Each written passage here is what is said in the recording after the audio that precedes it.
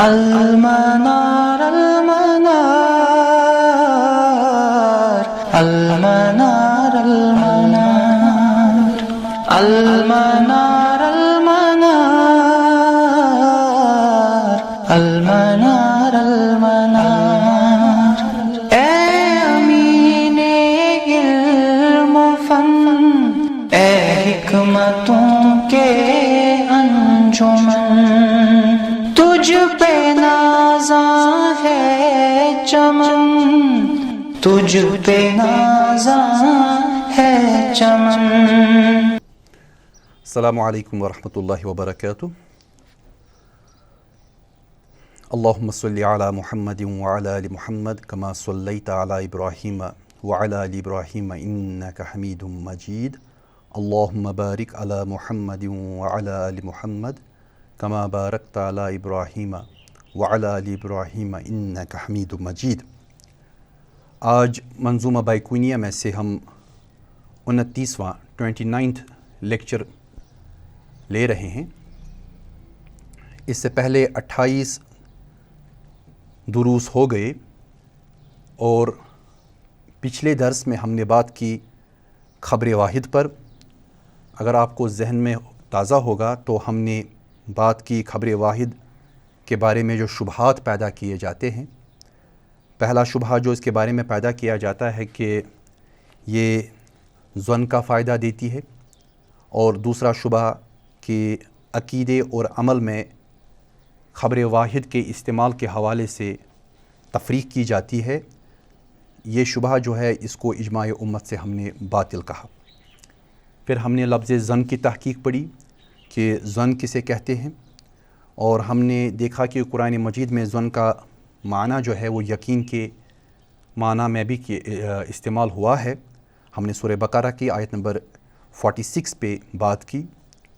پھر ہم نے مخالفین کے دلائل کو بھی دیکھا کہ وہ کس طرح ظن کے مختلف معنی لیتے ہیں، اس کو اس طرح پیش کرتے ہیں کہ جیسے کہ ظن کوئی ایسی چیز ہے جس کو ہر حال میں ہی رد کرنا ہے۔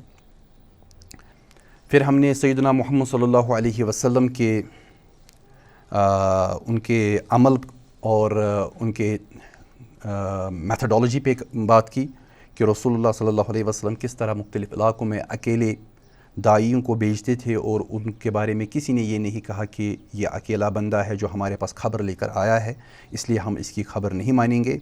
اور یہی حال سلف صالحین اور ائمہ اربعہ کے بارے میں بھی ہے کہ ان کے یہاں بھی ظن کے حوالے سے یا خبر واحد کے حوالے سے ایسی چیزیں موجود نہیں تھی۔ تو جو ہم نے اصل میں بات کی پھر آخر میں اس میں ہم نے بتایا کہ خبر احاد سے عقیدہ نہ لینا بھی فی نفسی ہی ایک عقیدہ ہے جو وہم ظن مرجوح پر ٹکا ہوا ہے، کہ یہ کہنا کہ خبر احاد سے عقیدہ نہ لیا جائے گا، اس کی بنیاد پر عقیدہ نہیں لیا جائے گا، یہ خود ایک عقیدہ ہے جو ظن مرجوح پر ٹکا ہوا ہے، کیونکہ وہاں پر تو اس کی بنیاد حدیث کی بنیاد پر نہیں بلکہ ایک سوچنے والے مفکر، جس کو وہ لوگ مفکر کہتے ہیں ہمارے متجددین، تو اس کی اپنی سوچ پر ہے، تو اس کی سوچ خبر واحد سے بھی گئی گزری ہے۔ اس لیے ہم کہہ سکتے ہیں کہ یہ عقیدہ جو ترتیب دیا گیا ہے یہ خود ایک ظن مرجوح ہے جس کی کوئی بنیاد نہیں۔ پھر ہم نے بات کی کہ اگر ہم خبر احاد کو دیکھیں گے تو خبر احاد نہ ماننے کی بنیاد پر ہمیں کئی عقائد کا بھی انکار کرنا پڑے گا۔ اس میں ہم نے بات کی کچھ عقائد کی جن میں آدم علیہ السلام اور ان کے علاوہ دیگر انبیاء علیہ السلام کی نبوت جس کا ذکر قرآن کریم میں نہیں ہے، اس کو بھی ہمیں نہیں ماننا ہے کیونکہ وہ خبر احاد سے آئے ہیں۔ اسی طرح عشرہ مبشرہ کے بارے میں کہ وہ اہل جنت میں سے ہیں، یہ بھی نہیں ماننا ہوگا۔ قبر میں نقیر و منکر کے سوال کا عقیدہ یا عذاب قبر پر ایمان۔ آپ دیکھ رہے ہیں کہ جناب گامدی صاحب جب ان سے عذاب قبر کے بارے میں پوچھا جاتا ہے تو وہ بھی اس کا انکار ہی کر دیتے ہیں اور کہتے ہیں کہ یہ تو قیامت میں فیصلہ ہوگا، اس کے بعد جنت و جہنم کا فیصلہ ہوگا۔ تو عذاب قبر کو وہ کچھ اس طرح مبہوم اور کچھ اس طرح نپے تلے انداز میں بیان کرتے ہیں کہ وہ اصل میں عذاب قبر کو قبول کرنا ہی نہیں چاہتے، کیونکہ یہ قرآن سے تو ان کے یہاں ثابت نہیں ہے، جبکہ فرعون کے بارے میں کہا گیا ہے کہ اس پہ عذاب کیا جاتا ہے، اور ابھی تو قیامت ہوئی بھی نہیں لیکن اس پہ عذاب جاری ہے۔ تو اس لیے ایسے لوگ جو ہے متجددین جو ہے، جن میں غلام احمد پرویز بھی ہے، جن میں جاوید گامدی بھی صاحب بھی ہیں، تو یہ لوگ عذاب قبر کا بھی نپے تلے انداز میں انکار ہی کرتے ہیں۔ اسی طرح ہم نے کئی چیزوں کا تذکرہ کیا جن کا تعلق خبر واحد کے ساتھ ہے، جن کی بنیاد خبر واحد ہے، مثلا علامات قیامت جیسے مہدی کا خروج، عیسیٰ علیہ السلام کا نزول، دجال کا خروج وغیرہ، اس پر ایمان، تو یہ بھی خبر واحد کی ہی بنیاد پر ثابت ہے۔ تو اس لیے خبر واحد کی بنیاد پر ثابت ہونے کی وجہ سے وہ اس چیز کا بھی انکار کرتے ہیں۔ تو آج ہم اب آج کے درس میں ہم آگے چلیں گے۔ تو آج ہم پڑھ رہے ہیں المعنعن والمبہم۔ اگر آپ اپنا متن کھولیں گے تو متن میں کلیئر ہے، ہمارے ناظم جو ہے وہ کہتے ہیں معنعن کان سعید ان کرم ومبہم ما فیہ راو لم یسم۔ تو پہلے اگر آپ اس شعر کو حل کریں گے تو واضح ہے کہ معنعن وہ ہے جیسے کا ان سعید ان کرم، یعنی کہنے والا کہے کہ ان سعید، اور وہ سعید اپنی ٹرن میں کہے ان کرم، تو ان کا استعمال سعید اور کرم کے درمیان اور کہنے والے اور سعید کے درمیان ہوا ہے۔ اور دوسرا مصرع جو ہے وہ ہے ومبہم، اور مبہم کیا ہے؟ ما فیہ راو لم یسم، جس میں ایک ایسا راوی ہو جس کا نام نہ لیا گیا ہو۔ تو المعنعن کو ہم پہلے لیں گے کہ معنعن سے کیا مراد ہے۔ اگر آپ غور سے دیکھیں گے تو معنعن کی جو تعریف بیان کی ہے ہمارے ناظم نے، وہ معنعن کا ان سعید ان کرم، یعنی معنعن وہ حدیث ہے جس کی سند میں راوی ان کا استعمال کرے، جس کو آپ عنعنہ بھی کہتے ہیں۔ اور المعنعن جو ہے ماخوذ من کلمۃ ان، یہ ماخوذ ہی، یہ لفظ جو ہے معنعن، یہ کلمہ ان سے ماخوذ ہے۔ تو جب راوی عنعنہ کرے، جب راوی یہ کہے کہ ان فلان، تو سمجھ لینا چاہیے کہ یہ حدیث جو ہے معنعن ہے۔ تو انہوں نے خود ایگزامپل بھی دی ہے ہمارے ناظم نے کہ ان سعید ان کرم، جب معاملہ ایسا ہو کہ سعید کرم سے روایت کرے تو ایسی صورت میں حدیث کو اس سند کی بنیاد پر معنعن کہیں گے۔ اب اس کا جو اہم حصہ ہے وہ اس کا حکم ہے۔ تو حکم میں جانے سے پہلے ہمیں خیال رکھنا چاہیے کہ معنعن حدیث جو ہے اس میں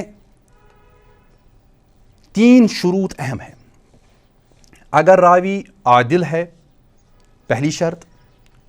دوسری شرط، اگر وہ 2 روات یعنی استاد اور اس کا شاگرد جن کے درمیان عنعنہ ہو رہا ہے، اگر ان کی لقا ثابت ہے، اور نمبر 3 جس نے ان کا صیغہ استعمال کیا، یعنی جو عنعنہ کرنے والا راوی ہے، اگر وہ مدلس نہیں ہے، تدلیس کی برائی میں، تدلیس کی کمزوری میں اگر وہ مبتلا نہیں ہے، تو ان 3 شرائط کے ساتھ ہم کہہ سکتے ہیں کہ یہ حدیث جو ہے پھر متصل ہو گئی۔ یعنی جس حدیث کی سند میں عنعنہ کیا جائے، اگر راوی عادل ہے تو پتہ ہے کہ یہ جھوٹ نہیں کہے گا، یہ دھوکہ نہیں دے گا، کیونکہ عدل اس کے یہاں ہے، یہ اس کی تعدیل کی گئی ہے، اس راوی کی جرح نہیں ہوئی ہے، تو اصل تو تعدیل ہی ہے۔ تو اگر راوی عدالت کے ساتھ ہے، دوسری کہ اگر شاگرد اور استاد جس کے درمیان عنعنہ ہوا ہے، اگر ان کی لقا جو ہے وہ ثابت ہے یا اس کا قوی امکان ہے، تو ثابت ہوا کہ انہوں نے سنا ہوگا اس سے، چانسز بہت زیادہ ہے۔ تیسرا جو راوی ہے وہ مدلس نہیں ہونا چاہیے، یعنی وہ تدلیس دھوکہ نہیں دیتا ہو، وہ اپنے شیخ کا نام نہ چھپانے کا عادی ہو، یعنی وہ اپنے شیخ کا نام لیتا ہو، تو ایسی صورت میں ہم حدیث کو اتصال پہ محمول کریں گے۔ ہمیں پتہ ہے کہ امام بخاری اور امام مسلم کے درمیان اس چیز پہ اختلاف تھا۔ ان کے یہاں واضح آپ کو پتہ ہے کہ امام بخاری اور امام مسلم کے یہاں امام بخاری اتصال کے لیے صرف معاصرہ کو کافی نہیں سمجھتے تھے۔ اتصال ثابت کرنے کے لیے راویوں کے درمیان، شاگرد اور استاد کے درمیان، وہ صرف معاصرت، چانسز آف میٹنگ کو کافی نہیں سمجھتے تھے، بلکہ وہ ثبوت اللقاء کی ڈیمانڈ کرتے تھے۔ وہ کہتے تھے کہ ثبوت اللقاء ہو تب جا کر وہ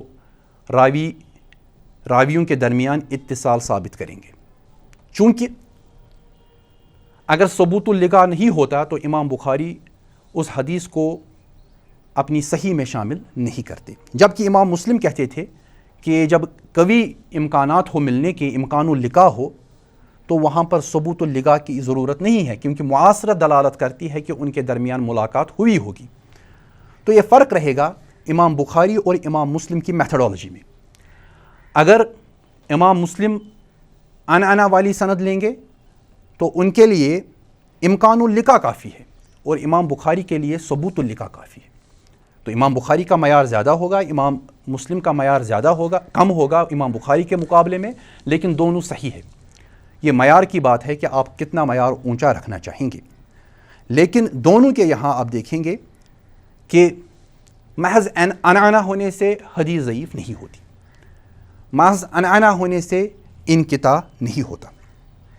تو اس لیے ہم کہتے ہیں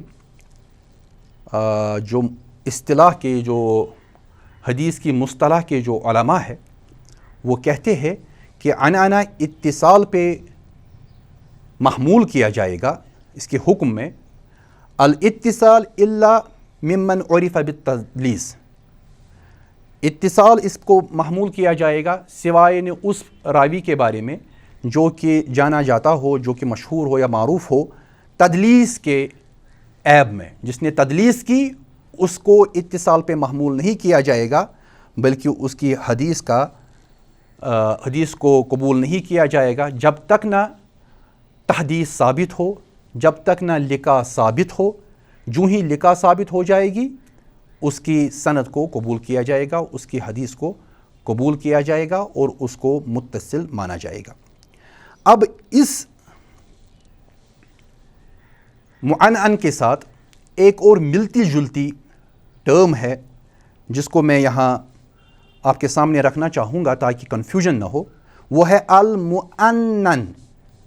وہ عین کے ساتھ تھا معنعن، اور یہ حمزہ کے ساتھ ہے المعنن۔ تو اس کی تعریف کیا ہے، اور آپ پر واضح ہو جائے گا کہ کیا فرق ہے معنعن کے بارے میں اور المعنن کے بارے میں، کیا ان دو کے درمیان کیا فرق ہے۔ معنن کی جو تعریف ہے وہ ہے ہوا قول الراوی، یہ راوی کا قول ہوتا ہے۔ قول کیا ہوتا ہے؟ حدثنا فلان ان فلان قال، کہ ہم سے بیان کیا فلان نے کہ فلانی نے کہا، من غیر لفظ صریح، غیر صریح لفظ کا استعمال کرتے ہوئے، بالسماع، سماع کے بارے میں، او التحدیث یا تحدیث حدیث کے بارے میں، او الاخبار یا خبر دینے کے بارے میں۔ یعنی جب راوی استعمال کرے لفظ ان تو ایسی حدیث کو ہم معنن کہتے ہیں، اور جب راوی استعمال کرے لفظ ان، عین والا ان، تو ایسی حدیث کو ہم معنن کہتے ہیں۔ مثلا مثل ان یقول، مثلا کہ کہے راوی حدثنی فلان ان فلانا قال، ان فلانا قال، تو ان کا لفظ جو استعمال ہوتا ہے ایسی حدیث کو ہم معنن کہتے ہیں۔ امام احمد رحمہ اللہ کے یہاں ایسی حدیث منقطع ہے، جمہور کے یہاں دو شرائط کے ساتھ متصل ہے۔ اگر ان کا لفظ استعمال کرنے والا راوی مدلس ہے تو قبول نہیں کیا جائے گا، اور اگر امکان اللقاء نہیں ہے تو قبول نہیں کیا جائے گا۔ جب تحدیث ثابت ہو جائے، جب سما ثابت ہو جائے، جب لقاء ثابت ہو جائے، تو ایسی صورت میں ان کا لفظ استعمال کرنے والے راوی کی حدیث کو قبول کیا جائے گا۔ اگر آپ غور سے دیکھیں گے تو یہ بالکل وہی انگریزی کا معاملہ ہے کہ کوئی کہتا ہے Tipu said, Tipu Sultan said, Sultan Sikandar said, تو وہ یہ نہیں کہتا کہ Tipu said to me, Sultan Sikandar said to me, no, وہ کہتا ہے ٹیپو سیڈ، یعنی ٹیپو سلطان نے کہا، سلطان سکندر سیڈ، سلطان سکندر جو کشمیر کے مسلم بادشاہ رہے ہیں انہوں نے کہا۔ تو اس کا قطعاً یہ مطلب نہیں ہوتا کہ انہوں نے کہا اور میں نے سنا، اگر میں ایسا لفظ استعمال کروں۔ اسی طرح جب راوی کہتا ہے ان فلان، مثلا راوی کہے ان سعیدن، تو اس کا قطعاً یہ مطلب نہیں ہوتا ڈائریکٹ میننگ کہ سعید نے مجھ سے کہا، یہ وہی ہے کہ سعید سیڈ۔ اب سننے والا کون تھا، اس میں مغالطہ ہو سکتا ہے، تو یہ تدلیس کا بھی ایک طریقہ ہے۔ تو اس چیز کو واضح کرنے کے لیے اگر یہ ثابت ہو جائے کہ سعید کی اس شاگرد کے ساتھ ملاقات ہوئی اور شاگرد تدلیس نہیں کرتا ہے اور امکان اللقاء ہے، تو ایسی صورت عدالت کے ساتھ بھی یہ شاگرد ہے، اس کی عدالت ہے، تو ایسی صورت میں اس کو محمول کیا جائے گا اتصال پہ کہ سعید نے کہا اور سننے والا ان کا شاگرد تھا جس نے ان استعمال کیا۔ اسی طرح انا کا بھی مسئلہ ہے۔ اور دوسری صورت بھی ہو سکتی ہے، اگر راوی تدلیس کرتا ہے تو امکان ہے کہ سعید نے تو کہا تھا لیکن اس شاگرد سے نہیں کہا کیونکہ یہ تدلیس کرتا ہے، یہ دھوکہ دینا چاہتا ہے۔ یہ بھی ہو سکتا ہے کہ میں جب کہوں کہ میں نے سلطان سکندر سے سنا تو 15ویں صدی کا بادشاہ اور میں آج 21ویں صدی میں ہوں، ملاقات تو ممکن ہی نہیں، لیکن جب میں کہتا ہوں کہ فلاں نے کہا تو یہ میری طرف سے ایک چکما بھی ہو سکتا ہے۔ تو اس چیز کو زیر نظر رکھتے ہوئے علماء نے، امام احمد نے اگر مؤنن کو منقطع کہا تو غلط نہیں کہا، لیکن ساتھ میں جمہور جس چیز کی طرف گئے ہیں وہ یہی ہے کہ اگر راوی مدلس نہ ہو اور اگر راوی لقاء اپنے استاد سے ثابت ہو، سما ثابت ہو، تو ایسی حدیث کو بھی قبول کیا جائے گا۔ پھر دوسرا جو مصرع ہماری اس کتاب میں ہے جو ہمارے ناظم نے استعمال کیا ہے، اس کو ذرا دیکھ لیجئے آپ۔ وَمُبْحَمٌ مَا فِيهِ رَاوٍ لَمْ يُسَمْ، اور مبہم وہ حدیث ہے جس میں جو راوی ہوگا کوئی خاص راوی تو اس کا نام نہیں لیا گیا ہو۔ تو ایسی صورت میں جب نام نہیں لیا جائے تو ہم ایسی صورت میں اس حدیث کو مبہم کہتے ہیں، کیونکہ ہمارے یہاں نام ہی ابہام میں ہوتا ہے۔ تو مبہم جو ہے وہ اس کا ابہام سے تعلق ہے، تو ابہام ضد ہے ایضاح کی، تو اس میں وضاحت نہیں، کیونکہ ایضاح نام ہے، ایضاح سے مراد وضاحت ہے، تو وضاحت ہی نہیں، تو اس لیے ابہام رہا۔ تو اس کی تعریف کیا ہوگی؟ هو الحدیث الذی یوجد فی سندہ او متنہ رجل او امرأة لم یسمیا بل عبر عنہما بلفظ عام۔ یہ وہ حدیث ہے جس کی سند میں یا جس کے متن میں کوئی ایسا شخص پایا جائے یا کوئی ایسی خاتون پائی جائے جن دو کے نام نہ لیے گئے ہوں، بلکہ ان کی تعبیر ایک عام لفظ سے کی گئی ہو، ایک عام لفظ استعمال کیا گیا ہو۔ مثال، اس کی مثال کیا ہے؟ مثالہ حدثنی رجل قال، مجھ سے بیان کیا ایک آدمی نے، کسی آدمی نے۔ تو یہ رجل جو ہے ایک کامن ناؤن ہے، کون، یہ ایک عام لفظ ہے، اس میں دنیا کا کوئی بھی آدمی سما سکتا ہے اس کے معنی میں۔ حدثنی فلان عن فلان عن فلان، مجھ سے بیان کیا فلانی نے، فلان کون، یہ بھی ایک عام لفظ ہے۔ جب تک اس کی تعبیر نہ ہو، جب تک اس کی وضاحت نہ ہو، تب تک یہ مبہم ہی ہے۔ اس کے مقابلے میں کبھی کبھار راوی کہتا ہے اخبرنی الثقہ یا حدثنی الثقہ، مجھ سے بیان کیا ثقہ راوی نے، اوتھنٹک ٹرسٹ وردی راوی نے۔ یہ بھی تب تک مبہم ہی ہے جب تک اس کا نام نہ لیا گیا۔ کیا پتا کہ وہ اس کے یہاں ثقہ تو ہے لیکن دوسرے لوگوں کے یہاں ثقہ نہیں۔ ایسا بھی ہوتا ہے، کوئی میرا دوست ہے تو میں اس پہ اعتبار کرتا ہوں، میرے یہاں تو وہ ثقہ ہے لیکن پوری دنیا کہتی ہے کہ یہ جھوٹا ہے، لیکن میں کہتا ہوں کہ نہیں یہ جھوٹا نہیں، کیونکہ میرے ساتھ اس نے کوئی دغل یا کوئی فریب نہیں کیا ہوتا ہے۔ اس کے مقابلے میں پوری دنیا کے ساتھ وہ دغل کرتا ہے، فریب کرتا ہے۔ تو میرا الثقہ کہنا تب تک فائدہ مند نہیں ہے جب تک میں اس کا نام نہ لوں، کیونکہ میری اسماء و رجال کی کتابیں جو ہے جرح و تعدیل جو ہوتی ہے وہ نام پہ ہوتی ہے، وہ عمومی لفظ پہ نہیں ہوتی، وہ نام پہ ہوتی ہے۔ نام جب تک نہ ہوگا میں اس کے بارے میں جرح و تعدیل کا فیصلہ نہیں کر سکتا۔ تو اسی لیے الثقہ کہنا تب تک غیر فائدہ مند ہے جب تک نہ اس کی وضاحت ہو کہ یہ ثقہ کون ہے، رجل کون ہے۔ کبھی کبھار شیخ بھی ہوگا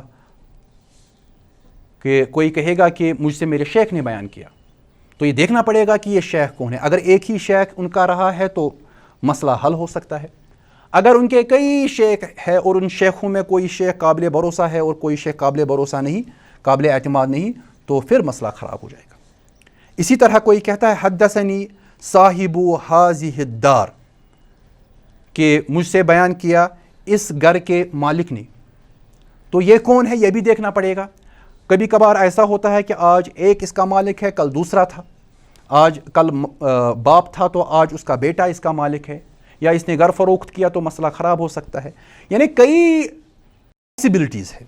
ان تمام پاسبلٹیز کو رفع کرنے کے لیے ہم تب تک اس حدیث کو قابل قبول نہیں کرتے جب تک نہ اس کے بارے میں وضاحت ہو۔ اسی لیے اس کا حکم جو ہے تو حکم المبہم ان حدیثہ غیر مقبول، کہ مبہم کا جو حکم ہے وہ یہ ہے کہ اس کی حدیث جو ہے وہ غیر مقبول ہے، تب تک قبول نہیں کی جائیں گی جب تک نہ ان کے بارے میں وضاحت ہو، جب تک نہ یہ ثابت ہو کہ انہوں نے کس سے سنا اور وہ کون تھا۔ محض رجل کہنے سے، شیخ کہنے سے، ثقہ کہنے سے، صاحب ہذہ الدار کہنے سے یا کچھ اور کہنے سے کوئی فائدہ نہیں جب تک نہ وضاحت ہو۔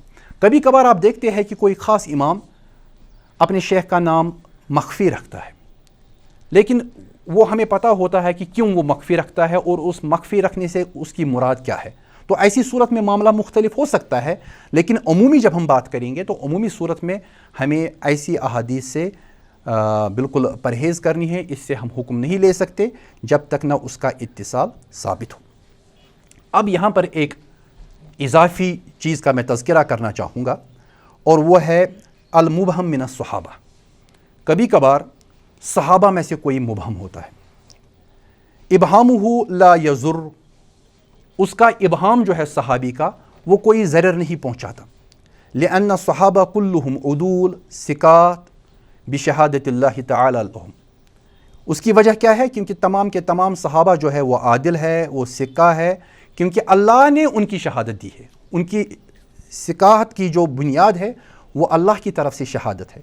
جب کوئی امام کسی راوی کی ثقاحت کی گواہی دیتا ہے، اس کو عادل کہتا ہے، اس کی تعدیل کرتا ہے، تو ہم قبول کرتے ہیں، لیکن جب کسی راوی کی گواہی اللہ تعالیٰ دے وہ تو زیادہ اہم ہے ہمارے لیے، اور وہ ہمارے لیے حجت ہے کہ ہمیں اس کی گواہی، اللہ تعالیٰ کی گواہی کی بنیاد پر ان کی روایت کو قبول ہی کرنا ہوگا۔ مثلا سورہ حدید کی آیت نمبر 10 میں ہے، اللہ تعالیٰ فتح مکہ سے پہلے اور فتح مکہ کے بعد جو صحابہ تھے ان کا تذکرہ کرتے ہوئے اللہ تعالیٰ بیان کرتے ہیں، آپ قرآن کھول کر دیکھ لیجئے گا، وَكُلًّا وَعَدَ اللَّهُ الْحُسْنَى وَاللَّهُ بِمَا تَعْمَلُونَ خَبِيرٌ۔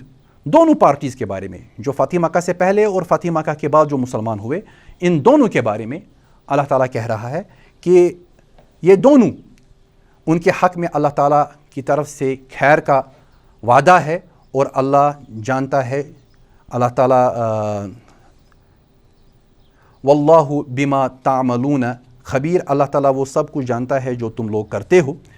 تو یہاں پر ہمیں پتہ چلتا ہے کہ اللہ تعالیٰ نے تعدیل کی، اللہ تعالیٰ نے شہادت دی تمام ان طبقوں کی جنہوں نے جناب محمد مصطفیٰ صلی اللہ علیہ وسلم پر ان کی حیات میں ایمان لایا اور ان کو دیکھا، یعنی صحابہ، اور اللہ تعالیٰ نے لفظ استعمال کیا کُلًّا وَكُلًّا وَعَدَ اللَّهُ الْحُسْنَى وَاللَّهُ بِمَا تَعْمَلُونَ خَبِيرٌ۔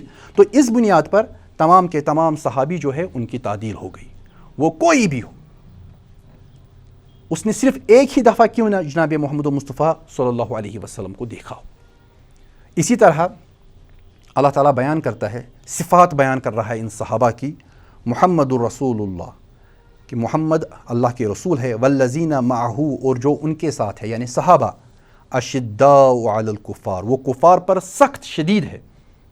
تو یہاں بھی وضاحت ہوتی ہے کہ وہ کفار کے خلاف تھے، کفار کے ساتھ نہیں تھے، وہ نعوذ باللہ کوئی سازشی نہیں تھی، بلکہ وہ جناب محمد و مصطفیٰ صلی اللہ علیہ وسلم کے ساتھ تھے۔ والذین معہ، اور جو اللہ تعالیٰ نے بھی لفظ استعمال کیا والذین معہ، اور جو ان کے ساتھ ہیں یعنی محمد و مصطفیٰ صلی اللہ علیہ وسلم کے ساتھ، اشداء علی الکفار، کفار پہ بہت ہی سخت ہیں۔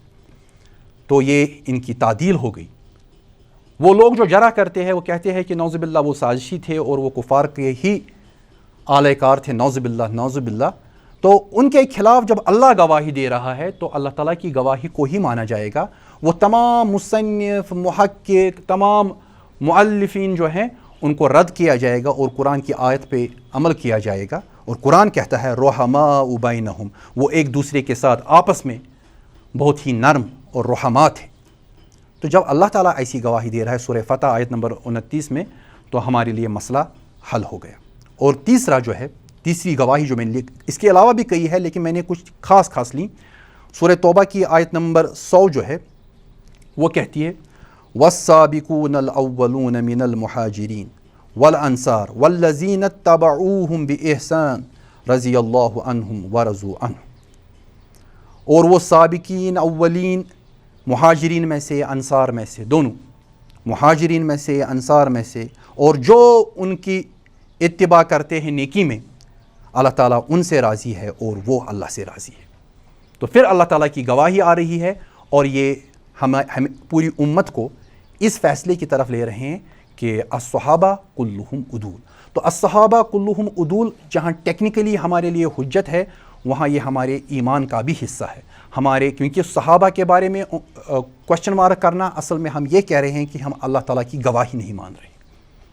اسی لیے فن حدیث جو ہے اس کا تعلق مسلمانوں کے ساتھ ہی ہے۔ مستشرقین کتنے بھی آگے جائیں حدیث کی تحقیق میں، لیکن وہ اس چیز پہ ایمان ہی نہیں لاتے، وہ تو قرآن کو من جانب اللہ مانتے ہی نہیں، تو وہ کیسے یہ مانیں گے کہ اللہ تعالیٰ گواہی دے گا کسی شخص کے بارے میں اور اس اللہ تعالیٰ کی گواہی کی بنیاد پر وہ کسی شخص کی تعدیل قبول کریں گے؟ تو یہ فرق ہے مسلمانوں کے فن حدیث میں اور غیر مسلموں کے فن حدیث میں۔ وہ تو کسی پہ بھی کوشچن مارک، وہ تو خود جناب محمد و مصطفیٰ صلی اللہ علیہ وسلم کے ذات مبارک پہ بھی کوشچن مارک کرتے ہیں، صحابہ کی تو بات ہی نہیں۔ لیکن زیادہ افسوس ان طبقوں کا ہے جو مسلمان ہیں، جو سوالات پیدا کرتے ہیں۔ مثلا ہمارے یہاں اینٹی حدیث پیپل جو ہے، جن کو ہم منکرین حدیث کہتے ہیں، وہ حضرت ابو ہریرہ رضی اللہ تعالیٰ عنہ پہ کوشچن مارک کرتے ہیں، اور ہمارے یہاں متجددین جو ہیں وہ بھی صحابہ کو اپنی جرح سے محفوظ نہیں رکھتے۔ اور کچھ ہمارے یہاں اندر جو طبقے ہیں، آپ شیعہ دیکھیں یا دوسرے لوگوں کو دیکھیں، جو کچھ خاص صحابہ کی امیج کو داغدار بنانے کی کوشش کرتے ہیں، اللہ تعالیٰ ان کو بھی ہدایت دے اور ہمیں بھی اس چیز سے محفوظ رکھے۔ بہرحال اللہ تعالیٰ گواہی دے رہا ہے، اللہ تعالیٰ شہادت دے رہا ہے، اور ہم اللہ تعالیٰ کی ہی شہادت پر صحابہ کو، تمام کے تمام صحابہ کو، وہ فتح سے پہلے تھے، فتح کے بعد تھے، وہ جو بھی تھا، ہم اس کو عادل مانتے ہیں، اس کی تعدیل ہم قبول کرتے ہیں، ان کو ہم مجروح نہیں مانتے اور ان کی ہم جرح بھی نہیں کرتے۔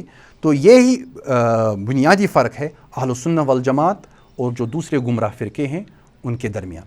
اہل السنہ والجماعت صحابہ کو ان کی تعدیل کرتی ہے، ان کو عدول سمجھتی ہے اور ان کو ثقہ سمجھتی ہے، ان کو قبول کرتی ہے ان کی ہر ایک بات کو۔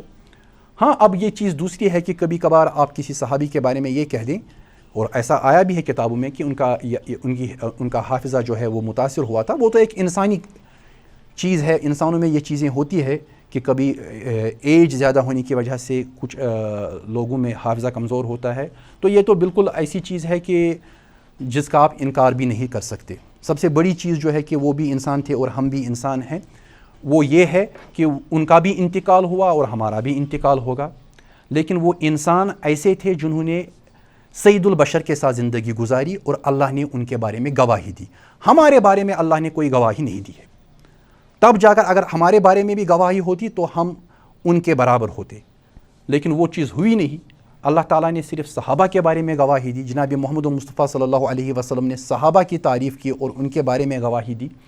تو ہمارے بارے میں تو نہ تو گواہی ہے، اس لیے وہ بھی انسان تھے بایولوجیکلی، ہم بھی انسان ہیں بایولوجیکلی، لیکن وہ ہم سے مرتبے میں بہت آگے ہے۔ کیوں؟ کیونکہ اللہ نے ان کی گواہی دی، رسول اللہ صلی اللہ علیہ وسلم نے ان کی مدح کی ہے۔ ہمارا یہ معاملہ نہیں ہے، تو وہاں جا کر ہم صرف انسان ہے، اور وہ صرف انسان نہیں ہے، وہ اس سے بھی آگے ہے۔ بہرحال بایولوجیکلی تو انسان ہے، لیکن مرتبے میں اور شرف میں وہ ہم سے آگے ہیں، محض انسان نہیں ہے۔ تو یہی وہ بنیاد ہے جس بنیاد پر فن حدیث جو ہے وہ مسلمانوں کے یہاں ایک خاص درجہ رکھتا ہے اور مستشرقین کے یہاں ایک خاص درجہ رہتا ہے۔ ہمارا نظریہ فن حدیث کے بارے میں عقیدے کے ساتھ جڑا ہوا ہے، اور مستشرقین کے یہاں یہ عقیدے کے ساتھ جڑا ہوا نہیں ہے۔ یہی حال ہمارے یہاں متجددین کا بھی ہے، وہ بھی اس کو عقیدے کے ساتھ نہیں جوڑتے، بلکہ وہ مستشرقین کی اتباع میں، ان کی تقلید میں جگہ جگہ ایسے مسائل پیدا کرنے کی کوشش کرتے ہیں جن سے صحابہ کا جو معیار ہے، صحابہ کی جو حیات طیبہ ہے، اس کے بارے میں شکوک اور شبہات پیدا ہوں۔ اس بارے میں اگر آپ دیکھنا چاہیں تو آپ مقام حدیث جو غلام احمد پرویز نے لکھی ہے، اس نے بھی بخاری کی کچھ احادیث کو لے کر ایک شوشہ پیدا کرنے کی کوشش کی۔ یہی حال غلام جیلانی بر کی کتاب جو ہے دو قرآن، اس میں بھی آپ دیکھیں گے کہ انہوں نے بھی کئی شوشے ہوا میں چھوڑے ہیں تاکہ مسلمان منتشر ہو جائیں۔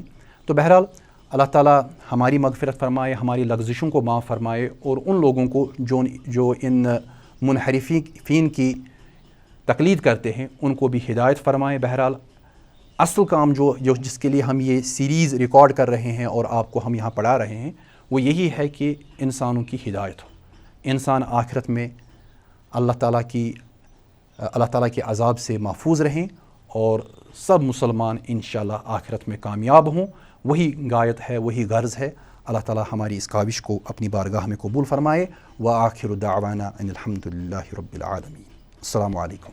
اللہ ربی واحد وأنا بذلك أشهد لا مبدئي وأصول بالرغم ممن يجحد وشهادتي